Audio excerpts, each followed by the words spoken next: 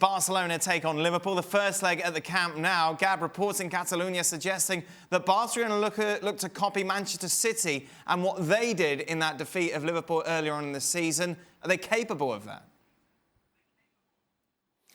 Yeah, I don't really necessarily buy that because, Manchester City have people like Sane and Sterling out wide, whereas Barcelona have Lionel Messi, great player, but entirely different player. I think if there are lessons to be taken from that, I think one obvious one is the importance of the midfield. Barcelona, I think they're going to feel that if they can starve Liverpool's front men of the supply from the middle of the park, and also perhaps help pin back the fullbacks, Alexander-Arnold and Robertson, with Jordi Alba down the left and obviously Messi on the right, then they're gonna be able to overload the midfield, dominate the game, and really pick their spots. I think they feel that they definitely have an edge there, and I think there's also a sense, and then Jurgen Klopp touched upon this himself, saying that we're not necessarily going to see the crash bang wallop heavy metal football version of Liverpool that we saw last season. We might see a much more measured approach.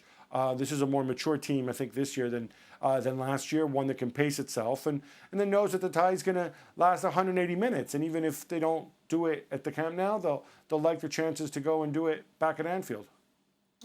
Yeah, I mean, looking at Liverpool in the away games recently in the Champions League, the win in Porto, which was expected, but the win in Munich, I think is more reflective of a team that is set up to be, compact and a real threat on the road, which makes their group stage away form quite surprising because it was poor. Yeah, I couldn't win a game away from home, which I found quite strange because when you think about it, as Gab was saying there, that a little bit more coy, a little bit more cautious, but then you've got the pace of that front three, particularly the wider guys, to really hit on the counter-attack and take advantage of the Barcelona fullbacks getting forward. I think the most important person for Liverpool defensively, and I've said this before, could be Roberto Firmino, if he plays, which he should. Because the job he needs to do and the job that he has done for Liverpool in many occasions, working back as an extra midfielder almost, has been unquestionably a huge part of their success. Because he gets back in, he helps out, sometimes he wins it back, and then before you know it, he's springing forward on the attack with Mane and Salah. If they can do that and able to thwart the Barca midfield, they're going to give themselves at least a chance to get an away goal. I think Liverpool have been far more measured, particularly in the Champions League, than we've gotten used to under Jurgen Klopp over the last couple of seasons. And in particular, coming into this one, when you think of Barcelona's own away form, you know that you could lose this leg or you could lose this tie potentially in the first leg.